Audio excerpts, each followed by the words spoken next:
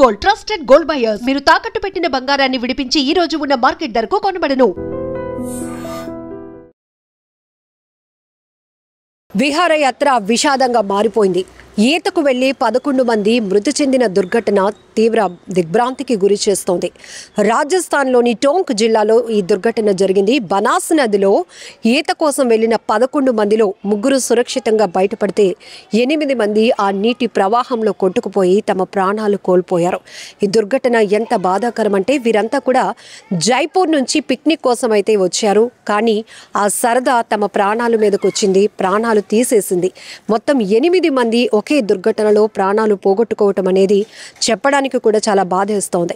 ఈ సమ్మర్ హాలిడేస్లో ఎన్నో నీటి ప్రమాదాలు, నీటి ప్రవాహంలో స్నానం చేద్దాము, సరదాగా ఈత కొడదాము అని అనుకుంటున్నారే తప్ప అక్కడ పొంచి ఉన్న ప్రమాదాన్ని మాత్రం గుర్తించలేకపోతున్నారు. ఆ నీటి ప్రవాహంలో కొట్టుకుపోయి ఊపిరాడక ప్రాణాలు విడుస్తున్నారు. ఎంత బాధాకరమైన ఘటన. ఇక్కడ మనం చూసాం తూర్పుగోదావరి జిల్లాలో కడిమిలంకలో గోదావరి నదిలో స్నానానికి దిగి 10 నుంచి 18 ఏళ్ల వయసు మధ్యలో ఉన్న వాళ్ళు 8 మంది ప్రాణాలు పోగొట్టుకున్నారు. దుర్ఘటన ఒక్కసారిగా ప్రతి ఒక్కరిని కలవరపాటుకు గురి చేసింది. ఇదే కాదు, మొన్న విశాఖ బీచ్లో వెడ్డింగ్ డే సెలబ్రేషన్ కోసం మొత్తం పాప బాబుతో పాటు ఫ్యామిలీ 4 కూడా సరదాగా గడపాలని వచ్చారు. కానీ అక్కడ కుక్కల దాడి నుంచి తప్పించుకునే ప్రయత్నంలో ఆ సముద్రంలో అలల ఉధృతికి చిక్కుకుపోయి 7 ఏళ్ల బాబు ప్రాణాలు పోగొట్టుకొని అప్పటి వరకు సరదాగా గడిపినటువంటి ఆ ఫ్యామిలీ ఒక్కసారిగా విషాదంలో మునిగిపోయింది. ఇలాంటి ఘటనలు చాలా జరుగుతూనే ఉన్నాయి. ఈవెన్ ప్రతి మీడియాలో కూడా ఇలాంటి దుర్ఘటనల గురించి చెప్తున్నప్పుడు కూడా ఎందుకు ప్రజల్లో ఒక నిర్లక్ష్యం అర్థం కావటం లేదు. ప్రమాదాన్ని కొని తెచ్చుకొని మరి ప్రాణాలు పోగొట్టుకోవడం అంటే ఇదే అని చెప్పొచ్చు. ఎందుకంటే ఒక ప్లేస్ నుంచి మరొక ప్లేస్కి మనం టూరిజం ఎంజాయ్ చేద్దామని చెప్పి పిక్నిక్ కోసమో సరదాగా వెళ్తూ ఉంటాం.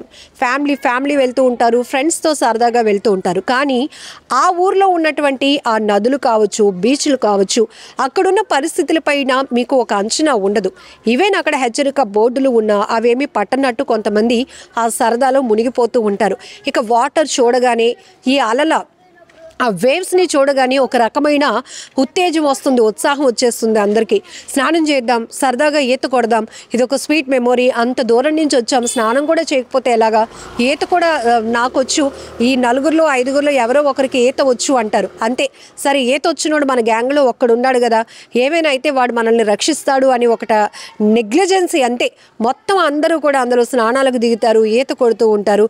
అంతే, అక్కడ ఉన్నటువంటి ఆ వాటర్ ప్రవాహంలో చిక్కుకుపోతారు, అలల దాటికి చిక్కుకొని ఊపిరాడక మొత్తం ప్రాణాలు పోగొట్టుకుంటున్నారు. ఇప్పుడు 8 మంది ఒకే దుర్ఘటనలో ప్రాణాలు పోగొట్టుకున్నారంటే ఆ కుటుంబాలు ఎంతగా రోధిస్తాయి వాళ్ళ గురించి ఒక్కసారి మనం కూడా ఆలోచించాల్సిన అవసరం ఉంది కదా.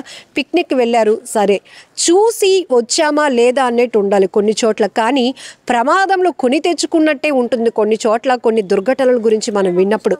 ఎందుకంటే ఈవెన్ ఈస్ట్ గోదావరిలో కూడా గోదావరి తల్లి ఆ నదిని చూసినప్పుడు అందరికీ సరదా వేస్తుంది, కాదని అనం. కానీ అక్కడున్న పరిస్థితులు వీళ్ళకి తెలీదు. ఆ ఘటనలో కూడా వీళ్ళు ఆ ఫంక్షన్కి ఫ్రెండ్ పిలిచాడని ఫంక్షన్కి వచ్చి అక్కడే ఉన్న గోదావరిలోకి సరదాగా స్నానం చేసి ఈత కొడదామని వెళ్ళారు. కానీ 8 మంది పిల్లల్ని పోగొట్టుకున్న ఆ కుటుంబాలు ఎంతగా రోధించాయి మనందరికీ తెలుసు. ఇప్పటికీ ఆ దృశ్యాలు కళ్ళ ముందు కదలాడితే ఇంకెప్పుడు పిల్లల్ని అలా ఒంటరిగా పంపించకూడదు అనేటటువంటి భయం వేస్తుంది. అలాంటిది ఇప్పుడు ఇక్కడ రాజస్థాన్ టోంక్ జిల్లాలో జరిగినటువంటి ఈ దుర్ఘటన కూడా అలాంటిదే.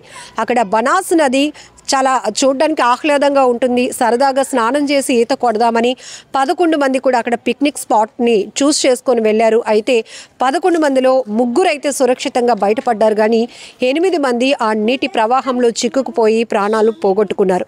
ఈ వేసవి సెలవుల్లోనే ఇలాంటి ఎన్నో దుర్ఘటనలు చూసాం. ప్రమాదంలో ప్రాణాలు పోగొట్టుకున్నారు. నీటి ప్రమాదంలో ఎక్కువ మంది కొన్ని జిల్లాల్లోనైతే అక్కడ ఇంటి ముందు ఉన్నటువంటి గుంతలో పడి పసిపిల్లలు ప్రాణాలు పోగొట్టుకున్న ఘటనలు కూడా.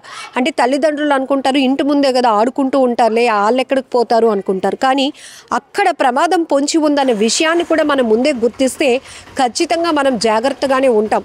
అక్కడ గుంత ఉంటుంది కదా, లేకపోతే గోతులు ఉంటాయి కదా, పిల్లలు ఒకవేళ కాలు జారి పడిపోతే వాళ్ళకి ఏమవుతుంది అనే ఆలోచన తల్లిదండ్రుల్లో కూడా ఉండాల్సిన అవసరం ఉంది.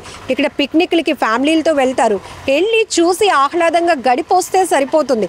కానీ అక్కడ ఉన్నటువంటి ప్రమాదం ఎలా ఉంటుంది? ఈ మధ్య మీడియా ఓపెన్ చేస్తే చూస్తున్నాం ఎన్ని ప్రమాదాలు జరుగుతున్నాయి. నీటిలో కొట్టుకుపోతున్నారు, ఫ్యామిలీలే ప్రాణాలు పోగొట్టుకున్న ఘటనలు.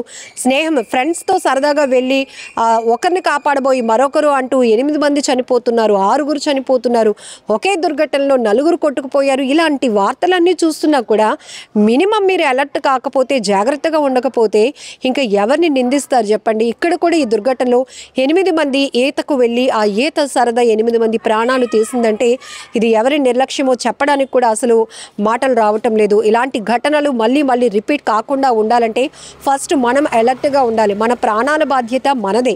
ముందు మనం సేఫ్గా ఉండాలన్న ఆలోచన మనకుంటే ఇమీడియట్గా మనం అక్కడ అలర్ట్గానే ఉంటాం. ఒకవేళ మనల్ని ఎవరైనా ప్రేరేపించి ఏం కాదు నేను చూసుకుంటాను, సరదాగా ఆడుదాం, సరదాగా స్నానం చేద్దాం, సరదాగా ఈత కొడదాం రండి అన్నా కూడా అమ్మో మా అమ్మ నాన్నకి తెలిస్తే ఏమవుతుంది, ఒకవేళ నాకేదైనా అయితే నన్ను ఎవరైనా కాపాడుతారనే ఆలోచన పిల్లల్లో కూడా ఉండాలి. కంటికి రెప్పలాగా చూసుకునే తల్లిదండ్రులు ఉన్నప్పటికీ మీరు బయటకు వెళ్తున్నారు, ఫ్రెండ్స్తో బయటకు వెళ్తున్నారంటే మళ్ళీ ఇంటికి జాగ్రత్తగా వెళ్ళే వరకు ఎలా ఉండాలి అనే కనీస ఆలోచన మీలో కూడా ఉండాల్సిన అవసరం చాలా అవసరం ఉంది. సో ఇది ఇప్పుడు వేసవి కాలంలో మాత్రం ఎన్ని దుర్ఘటనలు జరిగాయంటే నీటి ప్రమాదాల్లోనే కొన్ని 10ల సంఖ్యలో ప్రాణాలు పోయినటువంటి ఘటనలు చాలా బాధాకరమైన విషయం. ఏదైనా ఇక్కడ మొత్తం 3 సురక్షితంగా బయటపడ్డారు, కానీ 8 మంది మాత్రం నీటిలో చిక్కుకుపోయి ప్రాణాలు కోల్పోయినటువంటి దుర్ఘటన ప్రతి ఒక్కరిని తీవ్ర దిగ్భ్రాంతికి గురి చేస్తోంది. ఇకపై అయినా పేరెంట్స్ మీరు కూడా పిల్లల విషయంలో చాలా జాగ్రత్తగా ఉండాల్సినటువంటి అవసరం ఉంది. ఒకవేళ మీరు ఎక్కడికైనా ఈ వాటర్ ఫాల్స్ కానీ లేకపోతే బీచెస్కి కానీ లేకపోతే ఏదైనా నదుల దగ్గరికి వెళ్ళినప్పుడు కూడా చాలా జాగ్రత్తగా ఉండాలని రిక్వెస్ట్ చేస్తున్నాం.